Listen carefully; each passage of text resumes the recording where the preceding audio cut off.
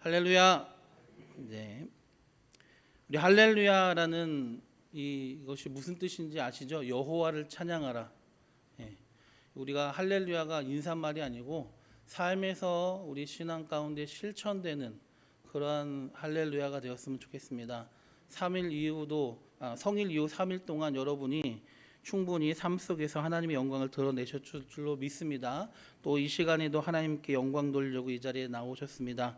저와 여러분이 신령과 진정으로 참되게 예배드리는 그런 시간 되었으면 좋겠습니다. 오늘 말씀 제목은 뒤로 물러가는 자 되지 말자인데요.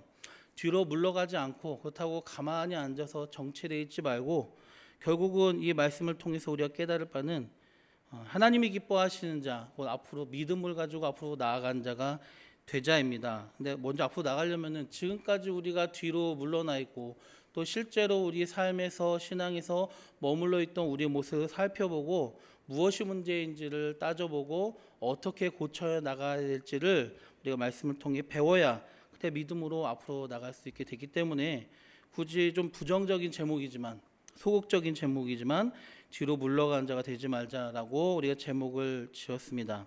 오늘 본문 말씀 38절에 보면은 나의 의는 믿음으로 말미암아 살리라라고 말씀해 있죠. 아주 유명한 말씀입니다. 의는 믿음으로 말미암아 살리라. 로마서 1장 17절에도 나온 말씀이고요. 원래는 구약 성경 하박국 2장 4절에서 나온 말씀은 사도 바울이 인용한 말씀입니다. 갈라디아서 2장 11절에도 의인은 믿음으로 말미암아 산다라고 또 두 번이나 언급을 했습니다. 오늘 며칠인지 아시죠? 25일이죠. 그러면은 벌써 한 달이 다 지나가고 있습니다. 마지막 주 1월 마지막 주에는 뭐가 시작이 되죠?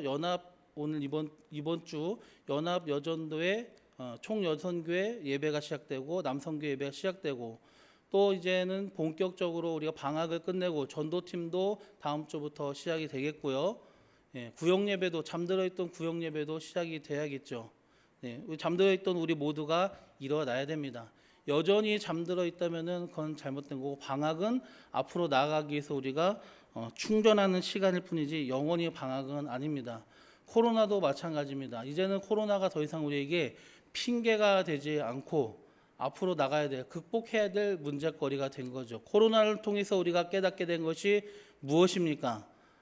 내가 진짜 신자, 괜찮은 신자인 줄 알았더니 이 코로나의 한 방에 무너지는 거 보니까 내가 정말 아무것도 아니었구나라는 걸 우리가 깨닫게 된 순간이었고, 한국 교회가 1,200만이라고 하지만은 그 숫자로 뻥튀기 된 우리의 신앙의 그 능력이 정말 코로나에 무너지는 아무것도 아닌 것을 우리가 깨닫는 또한 한 순간이었습니다.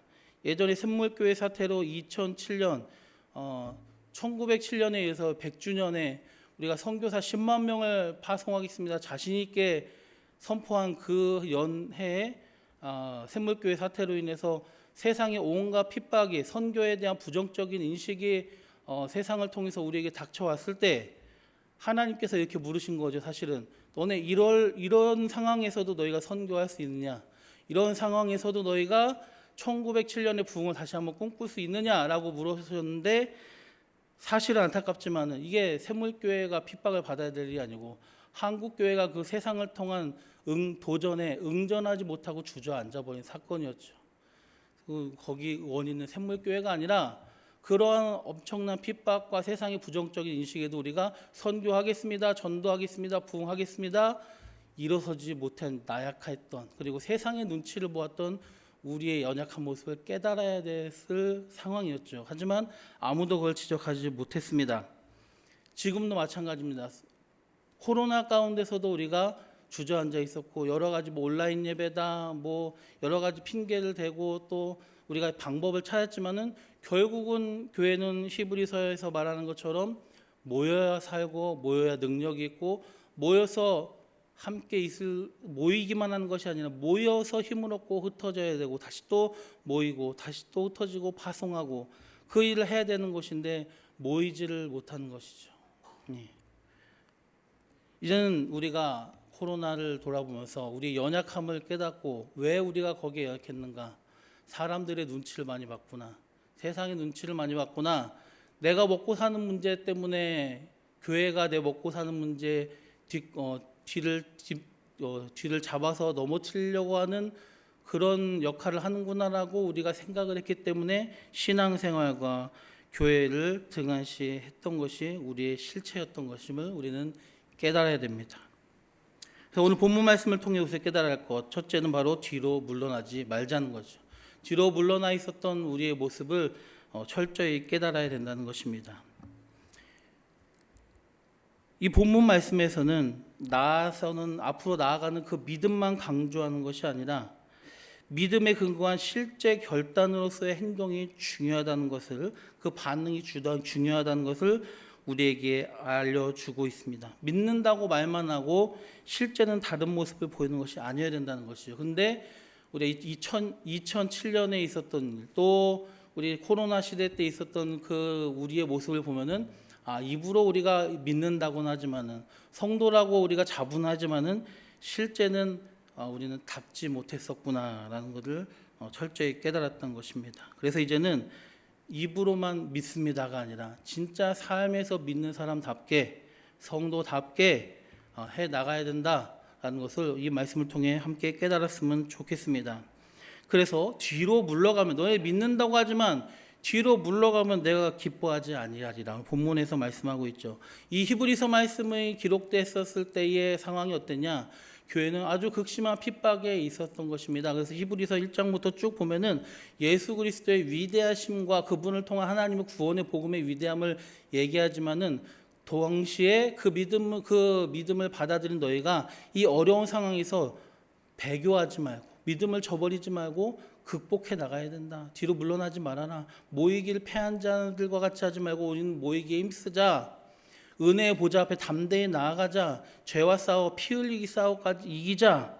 그리고 믿음의 선배들처럼 믿음으로 앞서 나가고 세상을 감당 못해서 주저하는 게 아니라 오히려 세상이 우리를 감당 못하는 그러한 강한 믿음의 사람이 되어야 된다라고 우리에게 이야기를 해주고 있는 것입니다. 그래서 저는 제가 이제 맡게 되는 이 설교 타임 동안 히브리서의 후반부의 말씀을 가지고 뒤로 물러가지 말아야 되고, 그 다음에 우리가 가져야 될 믿음은 무엇인지, 그 믿음을 가지고 일했던 사람들의 모습을 통해서 우리가 배울 것은 무엇인지, 그 연약한 우리가 정말 강한 믿음을 가지게 되려면은 무엇을 의지해야 되는지, 이런 식으로 말씀을 증거하도록 하겠습니다. 오늘 첫 번째 시간이라서 뒤로 물러가지 말자.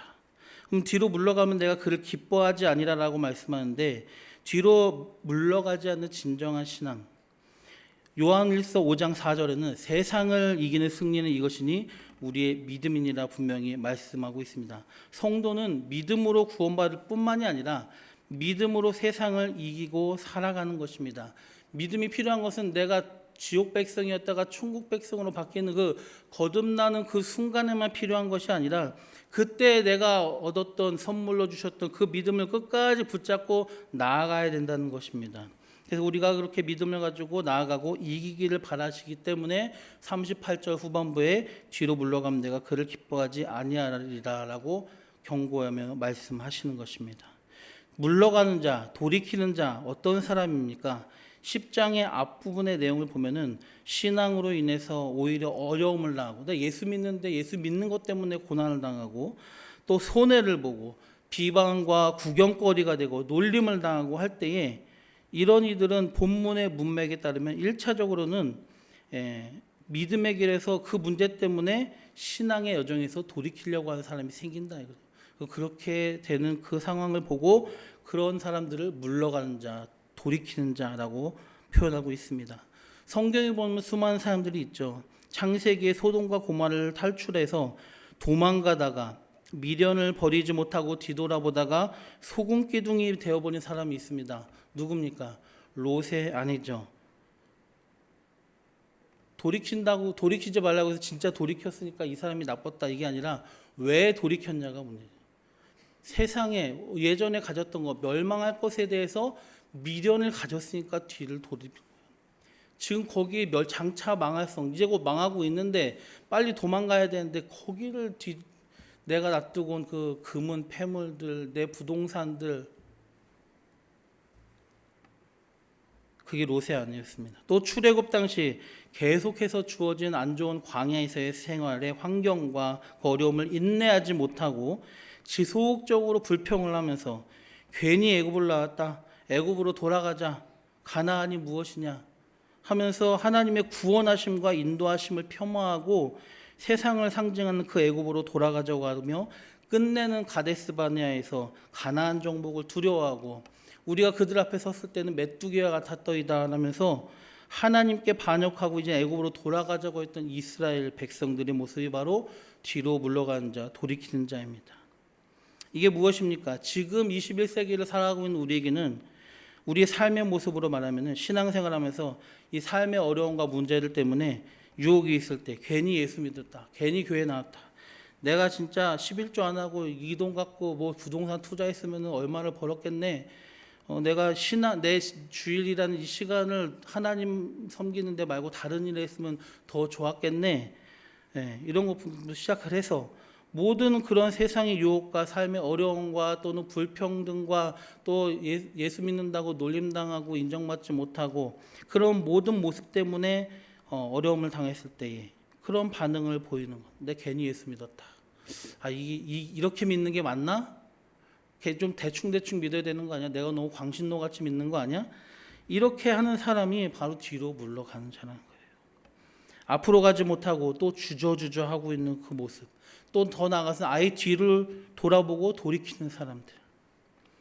그런데 이거는 그냥 우리가 웃어넘길 일도 아니고 그럴 수도 있지 할 문제가 아닙니다. 이것은 주님 앞에서 또 사람들 앞에서 주님을 부인하는 것과 마찬가지죠. 예수님께서 마태복음 10장 33절에 누구든지 사람 앞에서 나를 부인하면 나도 하늘에 계신 내 아버지 앞에서 저를 부인하리라 분명히 얘기하셨습니다.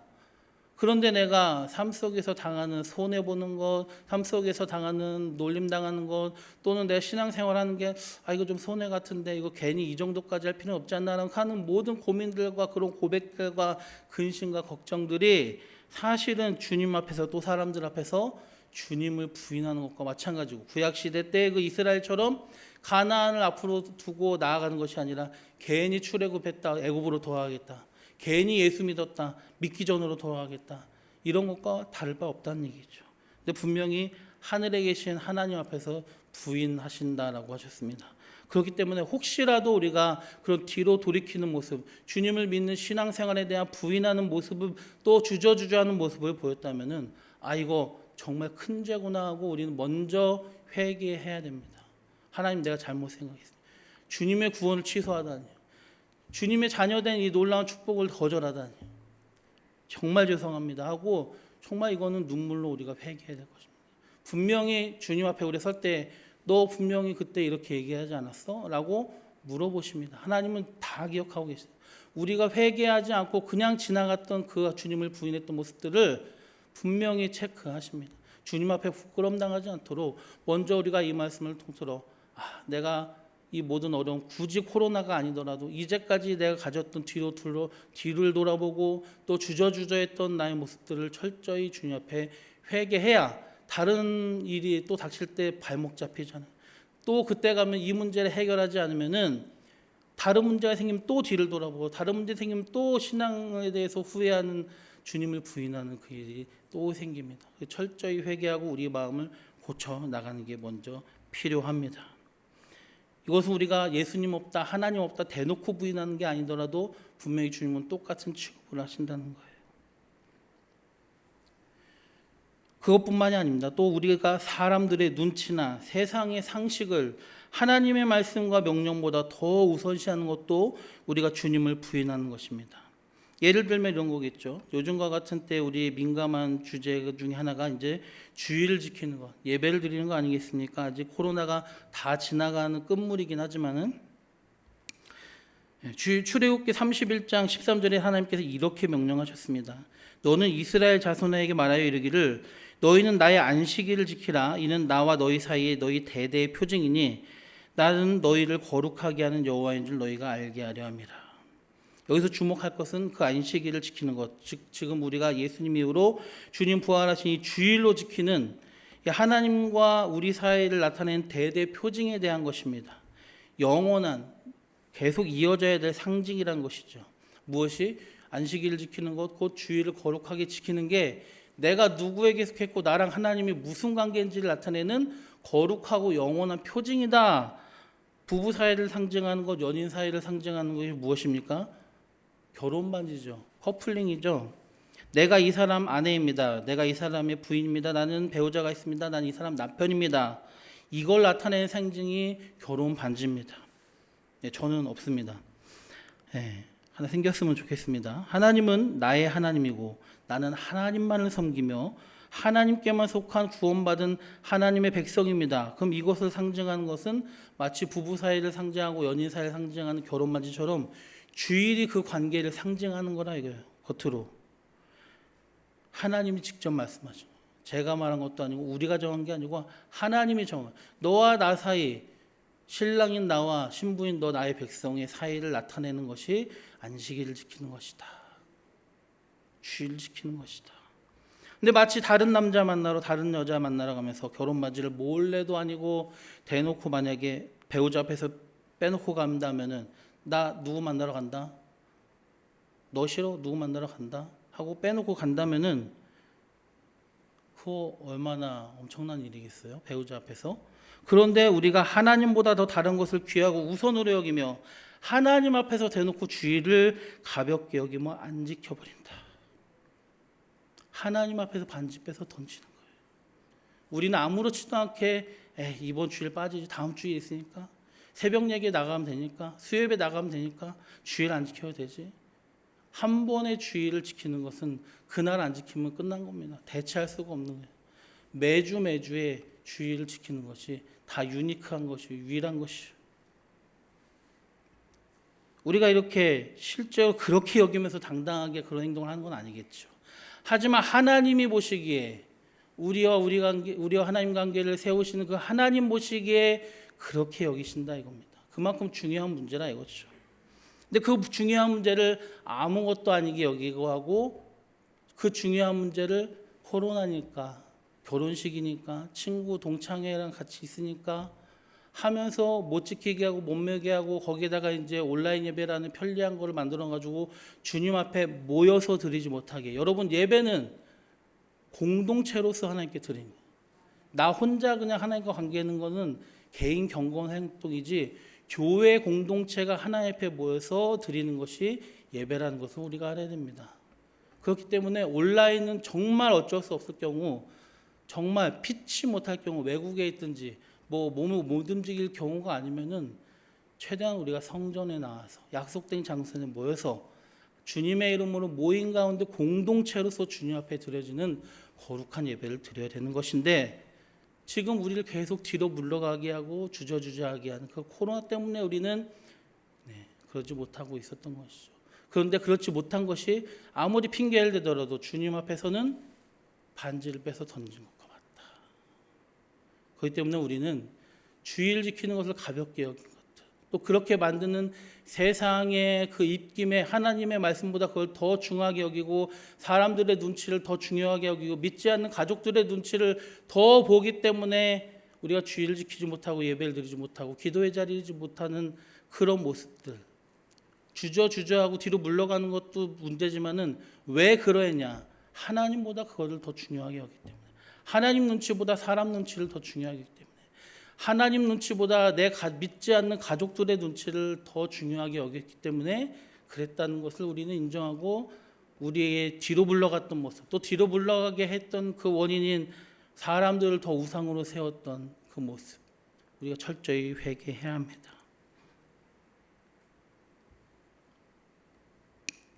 지금 코로나 상황 가운데 3년 지난 가운데 교회의 예배가 무너지는 이 모습은 이 예배의 중요성을 우리 한국교회 지도자들과 성도들이 물론 아는 분들도 있지만 대부분이 체감하지 못하고 이제껏 지나왔다는 것을 보여주는 현상입니다. 왜냐하면 코로나 이전에 예배는 있었어요. 하지만 그냥 드렸던 거지 예배가 무슨 의미를 무슨 의미를 가졌는지, 또 예배 뭐 개인으로 드려도 되는 거지, 대체할 수 있는 거지, 또 교회 존재 위치, 더 나아가서 주의를 지키는 것의 문제에 대해서 우리가 심각하게 생각하지 못해왔다는 것을 보여주고 있습니다.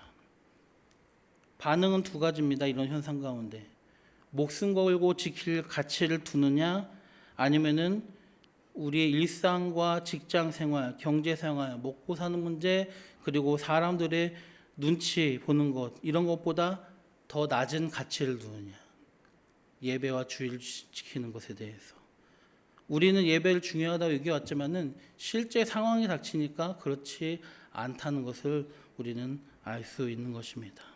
이 땅의 교회 성도들의 그런 세상 사람들의 태도와 관심, 그런 그들의 가치관이 우리도 모르게 영향을 받아가지고 그렇게 우리의 생각이 달라진 거예요. 예배에 목숨 걸 가치는 없다. 주의를 지키는데 목숨 걸 필요는 없다. 대체할 것이 충분히 있다. 이거 못하면 저거 하면 되지. 이 예배 못 드리면 저 예배 드리면 되지. 이번 주일 못 지키면 다음 주일 드리면 되지. 가볍게 여기는 것, 무엇이든 가볍게 여기게 만드는 것, 하나님을 섬기는 것에 대해서 가볍게 여기게 하고, 성도답게 삶에 있어서도 가볍게 여기게 하고, 하나님과의 언약을 지키는 것도 가볍게 여기게 하는 그것. 마치 하와에게 야, 하나님의 말씀이 이거라고? 아니야 라고 얘기했던 최초의 범죄 장소 에덴 동산에서 사단이 하와를 꼬셨던 것처럼 똑같은 패턴으로 지금도 우리 하나님의 말씀을 가볍게 여기고 있는데, 우리는 거기에 귀를 너무 많이 기울였다. 우리는 철저하게 회개하고 이 뒤로 올라갔던 우리 모습, 뭐 예배뿐만이겠습니까? 주일 지키는 것뿐만 아니라 삶의 우리 신앙생활의 모든 것들에 있어서, 그러한 부분들에 있어서 우리 철저히 분별하고 깨닫고 회개하고 그 문제를 해결해 놔야 다음에 또 넘어지지 않습니다. 그래서 이번 코로나 3년을 우리가 어떤 타산지석을 삼고 또 우리 자신을 고쳐나갈 하나의 경계점으로 삼아서 앞으로는 이러지 말아야겠다라는 것을 깨닫고 앞으로 나아갈 수 있는 저와 여러분이 되었으면 좋겠습니다. 우리를 둘러싼 환경 여건과 세상의 문화 같은 것들이 항상 우리에게 좋았던 적은 없어요.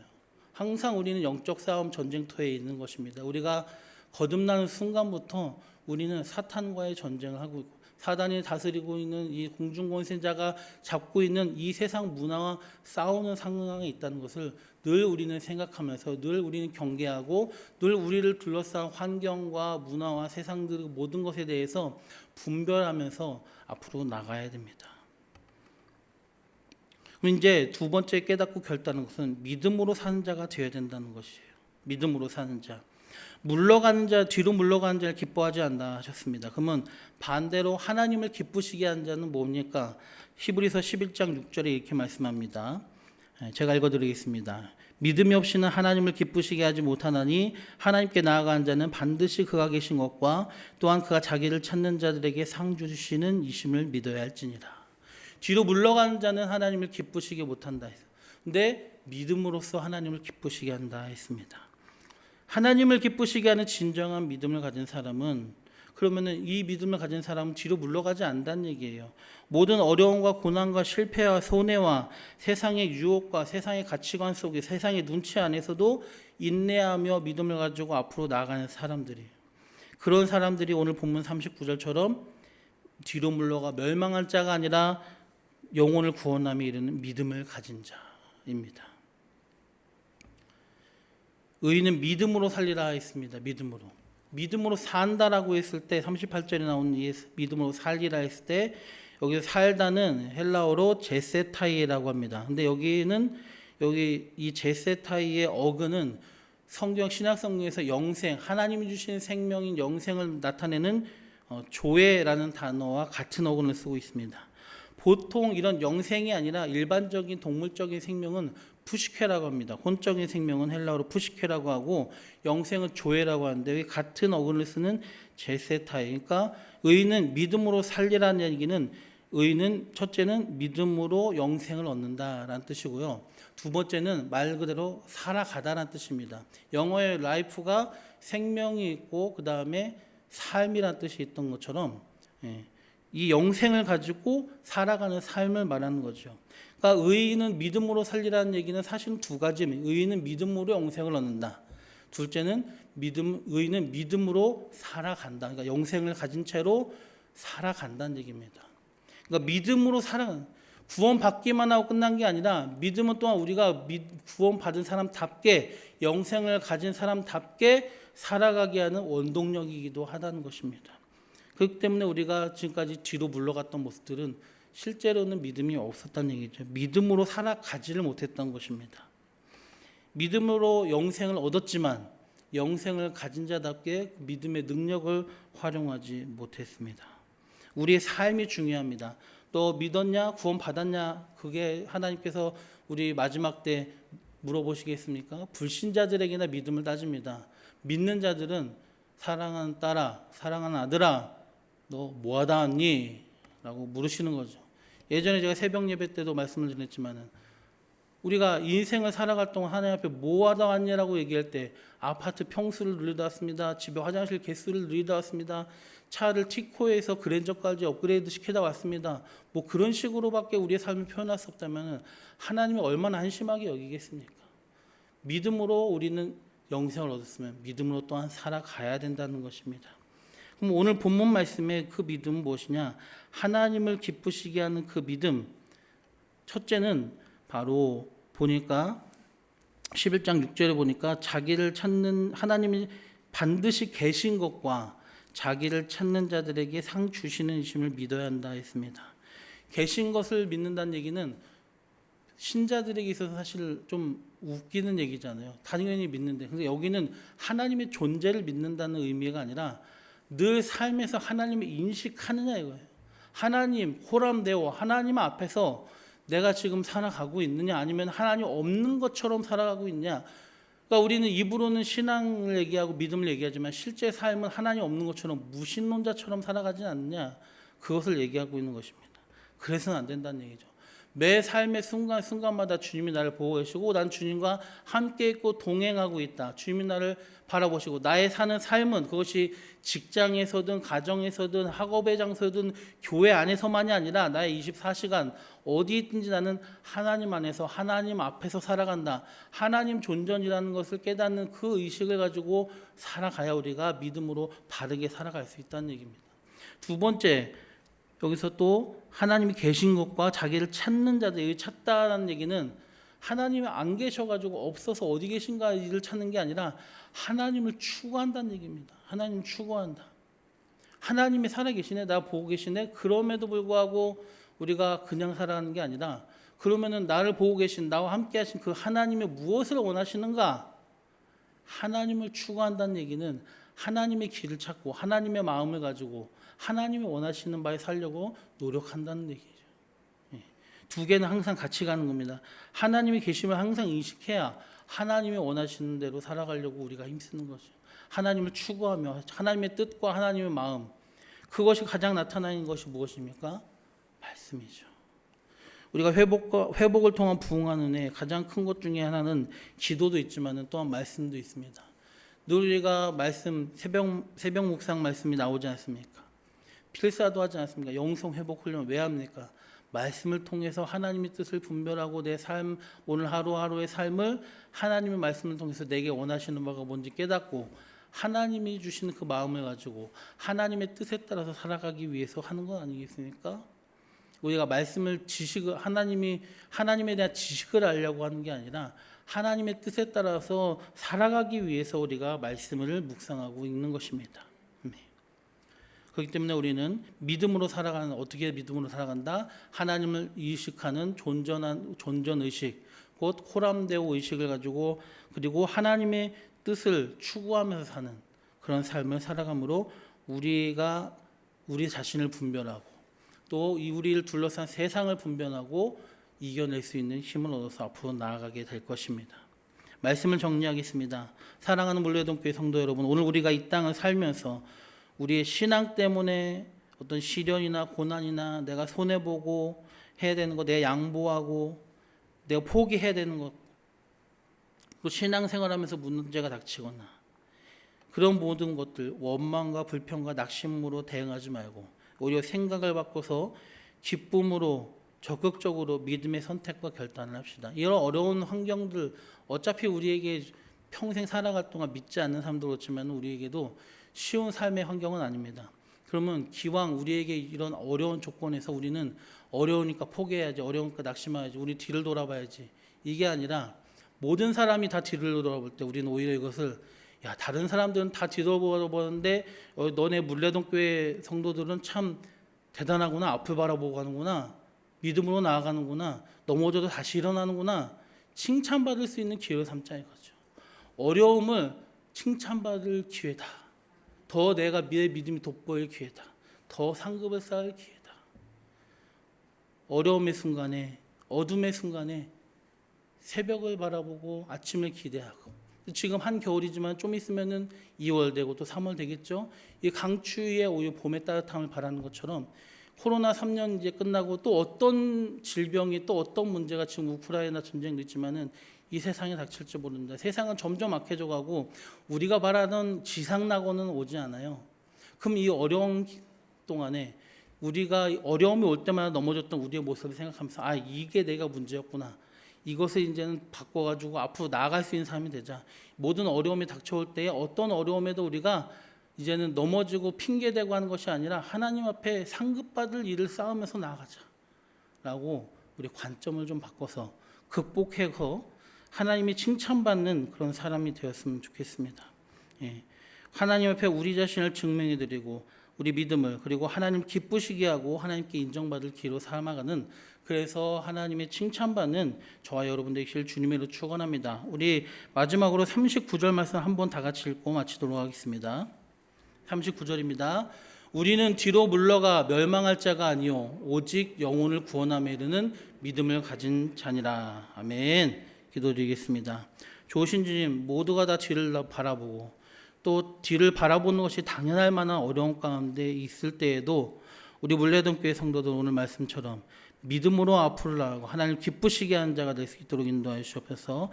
하나님 존전 의식을 가지고, 그리고 하나님 없는 것처럼이 아니라 하나님의 뜻을 추구하고 하나님의 뜻을 실천하면서 사는 믿음의 사람, 영생의 구원함을 얻은 믿음을 가진 사람이라고 인정받는 저희가 되게 하여 주시옵소서. 이제 저희들이 잠을 깰 때입니다. 주님, 저희를 일으켜 주시옵소서. 잃어버렸던 믿음의 강대한 모습을 다시 가지게 도와주시고, 소홀히 여겼던 예배와 기도와 모임, 공동체를 다시 생각하며 회복을 통한 부흥하는 해를 경험할 수 있는 우리 각자 개인들과 우리 교회 공동체 될 수 있도록 주님 인도하여 주시옵소서. 예수님의 이름으로 감사하며 기도드리옵나이다. 아멘.